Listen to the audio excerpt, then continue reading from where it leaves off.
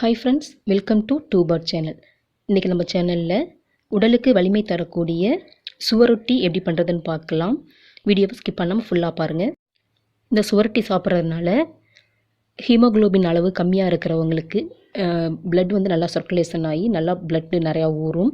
அதே மாதிரி சின்ன குழந்தைங்களுக்கு கொடுத்தோம் அப்படின்னா பிரெயின் டெவலப்மெண்ட்டுக்கு உடல் ஸ்ட்ரென்த்துக்கெலாம் ரொம்பவே யூஸ்ஃபுல்லாக இருக்கும். ஸோ அந்த சுவரொட்டி கிடச்சிது அப்படின்னா குழந்தைங்களுக்கு நல்லா கொடுத்து பழக்குங்க. அப்போ தான் ஸ்ட்ரென்த்து நல்லாயிருக்கும். இம்யூனிட்டி பூஸ்டிங் வந்து அவங்களுக்கு இன்க்ரீஸ் ஆகும். இது சில பேர்த்துக்கு பார்க்க பிடிக்காது, பட்டு செஞ்சு சாப்பிட்டு டேஸ்ட்டு பிடிச்சிருச்சு அப்படின்னா பல டைம் வாங்கி சாப்பிட்ணும் அப்படின்னு தோணும். வாங்க இது எப்படி பண்ணுறதுன்னு பார்க்கலாம். சிம்பிள் தான். இது பண்ணுறதுக்கு ஒரு 5 to 10 minutes கூட ஆகாது. டக்குன்னு செஞ்சிடலாம்.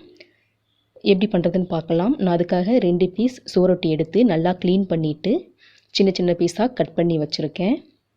உங்களுக்கு எந்த மாதிரி ஷேப்பில் வேணுமோ அந்த மாதிரி கட் பண்ணிக்கலாம். அதுக்கப்புறம் நான் ஒரு ஃப்ரையிங் பேன் வச்சுருக்கேன். அதில் கொஞ்சமாக தேவையான அளவு எண்ணெய் விட்டுருக்கேன். எண்ணெய் நல்லா காஞ்சோடனே நம்ம எடுத்து வச்சுருந்த அந்த சுவரொட்டியை வந்து இதில் போட்டு நல்லா ஃப்ரை பண்ணணும். நம்ம அந்த எண்ணெயில் போட்டோன்னே அதோட கலர் வந்து நல்லா சேஞ்சஸ் ஆகும். நம்ம ஃபஸ்ட்டு பார்க்கும் பொழுது பிளட் கலரில் இருக்க மாதிரி இருக்கும். அதுக்கப்புறம் எண்ணெயில் போட்டு ஃப்ரை பண்ண அதோட கலர் வந்து அப்படியே நல்லா சேஞ்ச் ஆகும். அப்படியே லைட்டாக பிளாக் கலரில் ஆகிற மாதிரி இருக்கும்.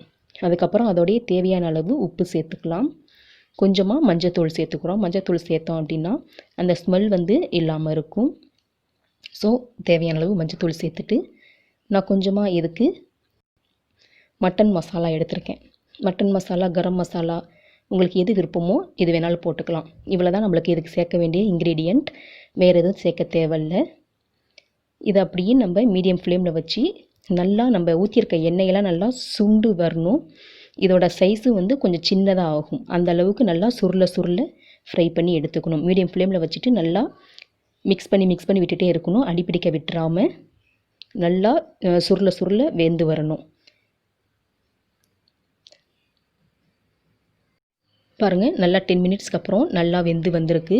இந்த மாதிரி ஸ்டேஜில் நம்ம எடுத்து வேறு ஒரு பவுலுக்கு மாற்றிடலாம். இவ்வளோ தான் நம்மளோட சுவரொட்டி வந்து ரெடி ஆயிடுச்சு. ஸோ இது கிடச்சிதுன்னா ட்ரை பண்ணி பாருங்கள். எப்படி இருந்ததுன்னு கமெண்டில் சொல்லுங்கள். வீடியோ பிடிச்சிருந்தால் லைக் பண்ணுங்கள், ஷேர் பண்ணுங்கள்.